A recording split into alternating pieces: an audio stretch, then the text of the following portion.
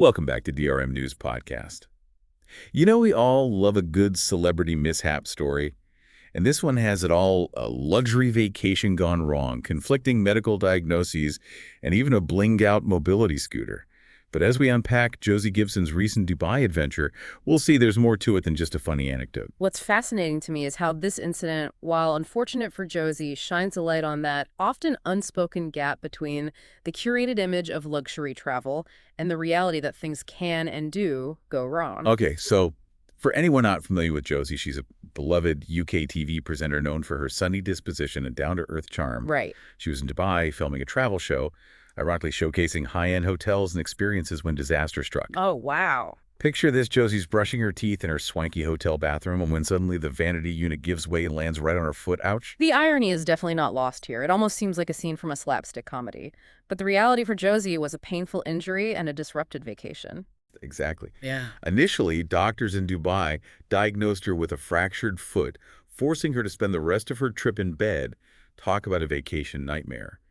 And to add insult to injury, she couldn't even enjoy quality time with her son, which was a big part of why she went on the trip in the first place. This is where it gets really interesting for me. Yeah. Beyond the headlines and the amusing anecdote about the This Morning team gifting her a mobility scooter, this incident speaks to a larger issue. How much do we as consumers prioritize safety and transparency when we buy into the promise of a luxury travel experience? That's a great point. We often assume that a hefty price tag guarantees a certain level of safety and quality. But Josie's experience makes you wonder if those assumptions are always warranted. Absolutely. While we don't know the specifics of this particular incident, it raises the question, how often do seemingly minor fixtures in hotel rooms pose potential hazards? And how much responsibility do hotels have in ensuring that even those seemingly insignificant details are safe and well maintained? Right? You think about all the things we take for granted in the hotel room: the shower head, the towel rack, even the bed frame. We trust that they're installed correctly and regularly inspected. But what if that trust is misplaced? And that brings us to another layer of this story. The conflicting diagnoses Josie received upon returning to the UK. A different doctor diagnosed her with soft tissue damage, not a fracture. So which diagnosis is correct? Were the Dubai doctors wrong? Or could the injury have presented differently over time? This conflicting information makes you wonder about the complexities of medical diagnoses, even in seemingly straightforward cases. This is where the human element of medicine comes into play. Right. Different doctors may interpret scans and symptoms differently, and there's always a degree of subjectivity involved. It's also possible that the initial swelling obscured the true nature of the injury, making it appear more severe at first. That makes sense. But it also makes you think, what if Josie had accepted the initial diagnosis without seeking a second opinion? It highlights the importance of advocating for our own health and well-being, especially when it comes to something as important as a medical diagnosis. Absolutely. We shouldn't be afraid to ask questions, seek additional opinions, and be active participants in our own healthcare. And this incident also makes me think about the potential impact on Josie's career as a TV presenter. Her physical well-being is crucial to her work. An injury like this could have had serious financial repercussions, which adds another layer of seriousness to the situation. You're absolutely right. It underscores how interconnected our lives are.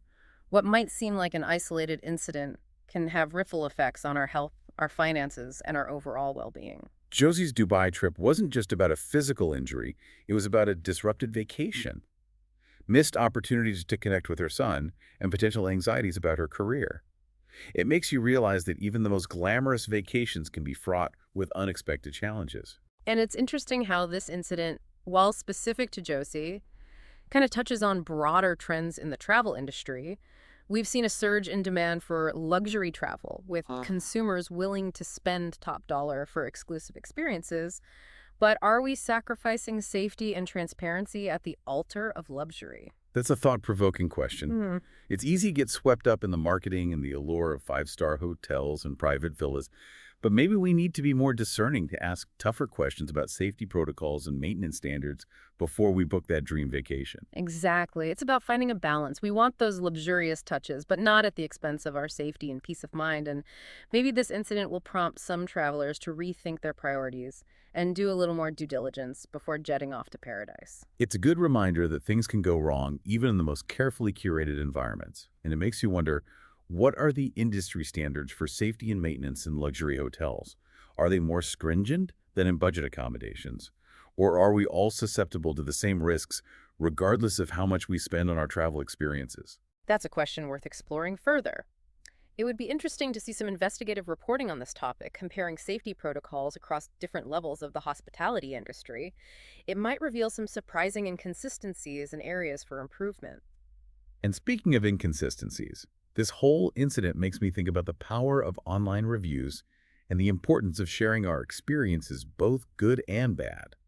We often rely on those glowing five-star reviews to guide our travel decisions. But what if those reviews don't tell the whole story? That's a crucial point. A single negative review might get lost in a sea of positive ones, even if it raises legitimate concerns about safety or quality. Maybe we need to be more critical consumers of online reviews, looking beyond the star ratings and digging deeper into the actual content of the reviews. And on the flip side, it's important for us as travelers to share our own experiences, even if they're negative. By speaking up about potential hazards or safety concerns, we can help create a more transparent and accountable travel industry. Exactly. Our individual voices can collectively contribute to a safer and more informed travel experience for everyone. And thinking about Josie's experience, it makes you wonder if there are any resources or organizations that specifically advocate for traveler safety and hold the travel industry accountable for maintaining high standards. Are there any consumer watchdog groups dedicated to this issue? That's a great question. I'm not aware of any specific organizations dedicated solely to luxury travel safety, but there are certainly consumer advocacy groups that focus on travel in general, and perhaps Josie's experience will spark a conversation about the need for more focused attention on safety and transparency within the luxury travel sector. It would be great to see more resources and information available to travelers, empowering them to make informed decisions about their accommodations and travel experiences. After all, knowledge is power, especially when it comes to our safety and well-being. I completely agree. And it's not just about seeking out information, it's also about being proactive and vigilant during our travels. It's about paying attention to our surroundings, speaking up if we see something amiss, and not being afraid to ask questions. It's about taking ownership of our safety and not assuming that someone else will always have our best interests at heart. And, thinking about Josie's situation, it makes you wonder if there's anything we as individuals can do to minimize risks in hotel rooms, even those seemingly luxurious ones. Are there any telltale signs of potential hazards that we should be looking out for? Now, that's a practical question that deserves some attention. While we can't always anticipate every potential hazard, there are definitely some things we can do to be more aware of our surroundings and minimize risks. For example, we can check for loose fixtures, wobbly furniture, or any signs of water damage or mold. These can be indicators of underlying maintenance issues that could pose safety hazards. And it's probably a good idea to familiarize ourselves with the emergency exits and fire safety procedures in our hotel, just in case it's better to be prepared than caught off guard in an emergency situation. Absolutely. And don't hesitate to contact hotel staff if you notice anything that seems unsafe or out of place. It's their responsibility to ensure the safety of their guests. And by bringing potential hazards to their attention, you might prevent an accident from happening. That's such a simple but important reminder. We often feel hesitant to complain or make a fuss, but when it comes to safety, it's always better to err on the side of caution and speak up. Exactly. And let's not forget that traveling with children adds another layer of responsibility and vigilance. We need to be extra careful to childproof our surroundings and keep little ones away from potential hazards. That's a good point. It's easy to get caught up in the excitement of a trip and let our guard down. But with kids in tow, we need to be constantly aware of their safety and well-being. And it's not just about physical safety, it's also about emotional well-being. As Josie's experience highlights, a disrupted vacation can be emotionally taxing, especially for young children who might not fully understand what's going on. So it's important to be prepared for the unexpected, to have backup plans in case things go wrong, and to be patient and understanding with little ones who might be feeling disappointed or frustrated. Exactly. Traveling with kids is an adventure. And like any adventure, it comes with its share of challenges. But by being prepared, vigilant, and flexible, we can minimize risks and create positive travel memories for everyone involved. And speaking of positive memories, let's not lose sight of the fact that despite the mishap, Josie seems to have maintained her positive attitude and good humor throughout this ordeal. That's a testament to her resilience and ability to find the silver lining even in challenging situations. And it reminds us that even when things don't go according to plan, we can choose to focus on the positive and make the best of the situation. It's a valuable lesson for all of us. Whether we're dealing with a travel mishap or any other unexpected curveball, life throws our way a positive attitude. And a sense of humor can go a long way in helping us navigate difficult times.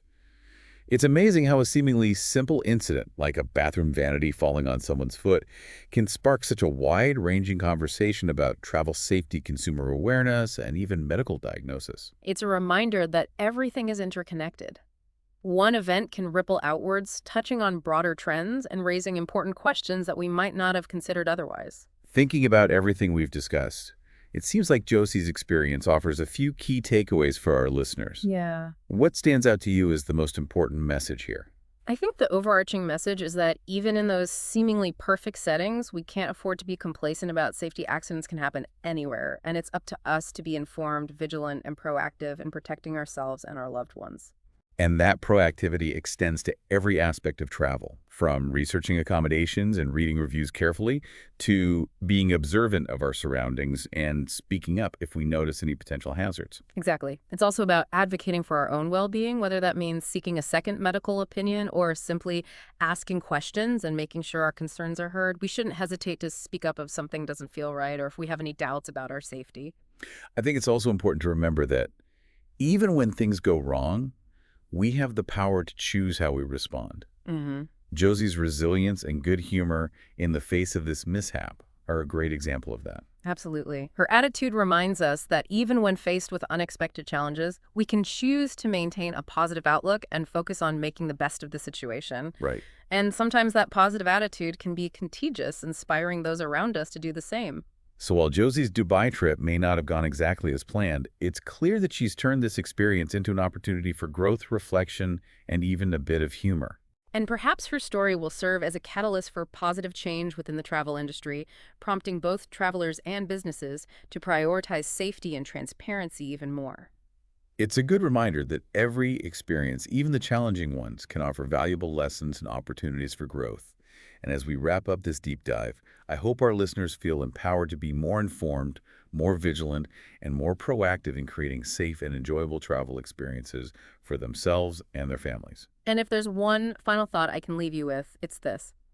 Don't underestimate the power of your own voice. By sharing our experiences, asking questions, and holding businesses accountable, we can collectively contribute to a safer and more transparent travel industry for everyone. Well said. And on that note, we'll leave you to ponder your next travel adventure. Thanks for joining us on this deep dive into Josie Gibson's Dubai mishap. Until next time, stay curious, stay informed, and safe travels.